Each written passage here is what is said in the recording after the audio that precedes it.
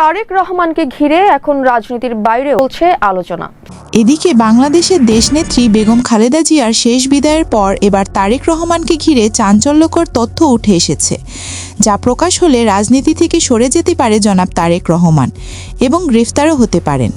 বেগম খালেদা জিয়া ছিলেন একজন আপসহীন নেত্রী, যিনি বাংলাদেশে 3 বারের প্রধানমন্ত্রীর দায়িত্ব পালন করেছেন।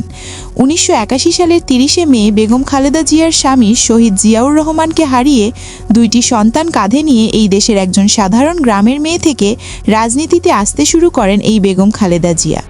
কিন্তু ভাগ্যের কি পরিহাস, 2015 সালে তার ছোট সন্তান কোকোকে হারিয়ে আবারও একা হয়ে পড়েন এই দেশনেত্রী।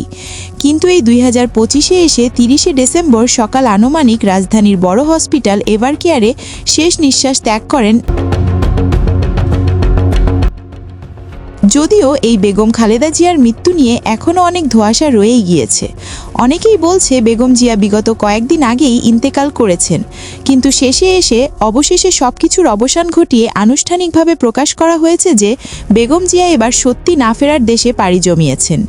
এই বিএনপির ভারপ্রাপ্ত চেয়ারম্যান জনাব তারেক রহমানের এই প্রথম নির্বাচন হতে যাচ্ছে এই বাংলার মাটিতে, কিন্তু সেখানে তার বাবা নেই, ছোট ভাই নেই। যে মা ছিল তার বিপদে আপদে, সেই মা আজ আর নেই। বড় একা হয়ে গেল জনাব তারেক রহমান। কিন্তু সামাজিক মাধ্যম থেকে উঠে আসছে নানান প্রশ্ন, যার উত্তর দিতে পারছে না এই বিএনপির মতো শক্তিশালী দলের কর্মীরা। বেগম খালেদা জিয়াকে বিদায় দিয়েছে বাংলাদেশের সাধারণ মানুষ। এই নেত্রীকে হারিয়ে যেমন দেশের মানুষ রাজনীতির একজন নেত্রীকে হারিয়ে দিশেহারা হয়েছে, ঠিক সেই নেত্রীর মৃত্যু ঘিরেও কিন্তু রাজনীতি হয়েছে এভারকেয়ার হসপিটালে বলে দাবি তুলেছেন অনেক অনলাইন অ্যাক্টিভিস্ট। যে প্রশ্নগুলোর উত্তর না দিতে পারলে বিএনপির মতো দল বাংলাদেশের মাটিতে মাথা উঁচু করে দাঁড়াতে আবারও নাও পেতে পারে।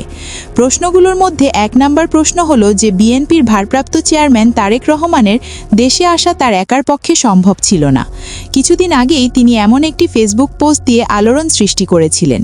তিনি এত শীঘ্রই কেন দেশে ফিরলেন, কার ইশারায় এত দ্রুত ফিরলেন দেশে, সেটা জানতে চায় এই দেশের জনগণ।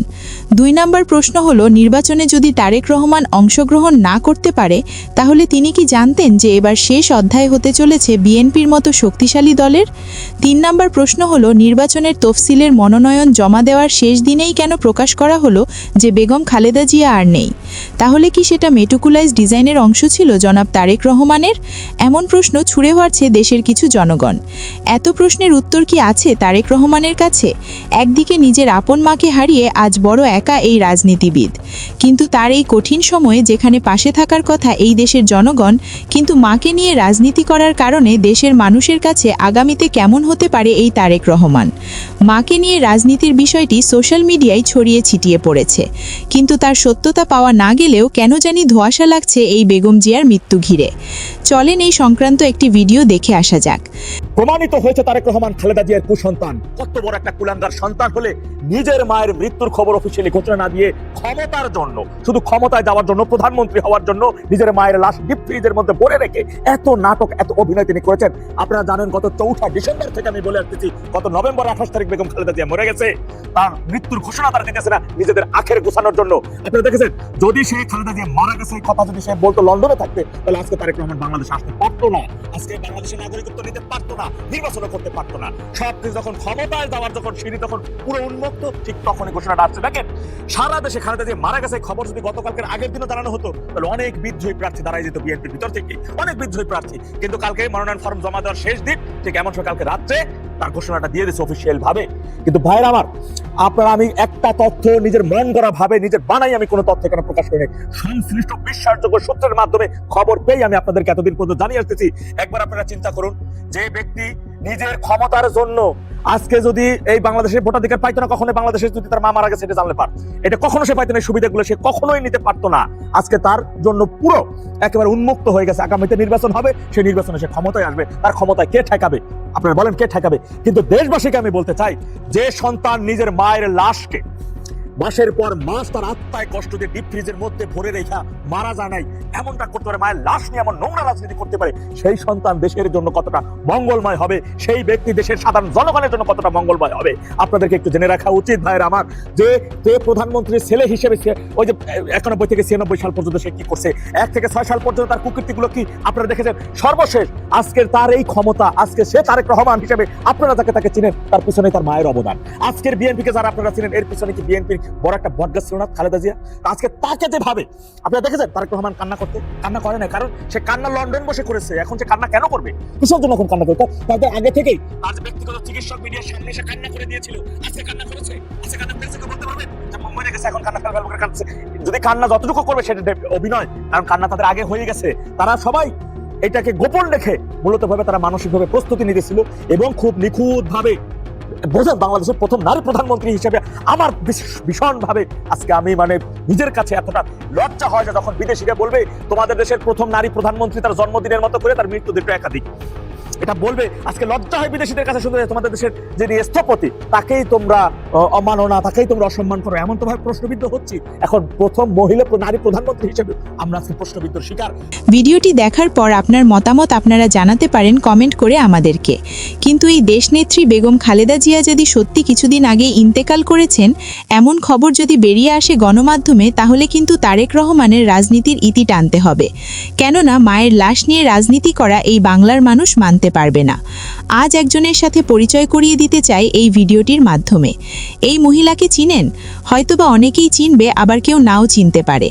ইনি হলো বেগম খালেদা জিয়ার বেঁচে থাকাকালীন আপন সঙ্গী ফাতেমা। তারেক রহমানের স্ত্রী সন্তান যতটা না দায়িত্ব পালন করেছেন এই বেগম জিয়ার, তার চেয়েও অধিক দায়িত্ব পালন করেছেন এই ফাতেমা। এই মহিলা তরুণীকে এই বেগম খালেদা জিয়ার বিপদে আপদে পাশে ছিলেন ছায়ার মতো। নিজের স্বামী সন্তানকে ফেলে নিজের মায়ের মতো দায়িত্ব পালন করেছেন এই ফাতেমা। যা কথা বললে তাকে ছোট করা হবে। তিনি ছিলেন এই দেশনেত্রীর বেগম খালেদা জিয়ার বন্ধু। তিনি ছিলেন একজন মায়ের সন্তান, দূরে থাকা এক মায়ের দেহরক্ষী। যতটা না পাশে ছিল তারেক রহমান এই বেগম জিয়ার, তার অধিক সময় পার করেছেন বেগম জিয়ার সাথে এই কাজের মেয়ে ফাতেমা।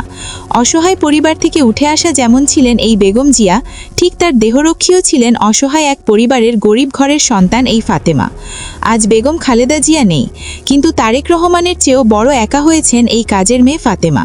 ছেলে তারেক যতই মায়ের খোঁজ নিত লন্ডন থেকে, কিন্তু টাইম ইজ টাইম। সবসময় খাওয়া থেকে শুরু করে সময় মতো খালেদা জিয়ার ওষুধ খাওয়াতেন এই ফাতেমা, যার ঋণ কোনোদিনও শোধ করতে পারবে না এই বিএনপির ভারপ্রাপ্ত চেয়ারম্যান জনাব তারেক রহমান। পরিশেষে আজ বলতে চাই, রাজনীতির মাঠে মা ছেলের ভালোবাসা টিকে থাকুক এই কামনা করি। কিন্তু যদি মায়ের লাশ নিয়ে রাজনীতি করেন এই জনাব তারেক রহমান, তাহলে তার জবাব দিতে হবে এই 18 কোটি জনগণকে।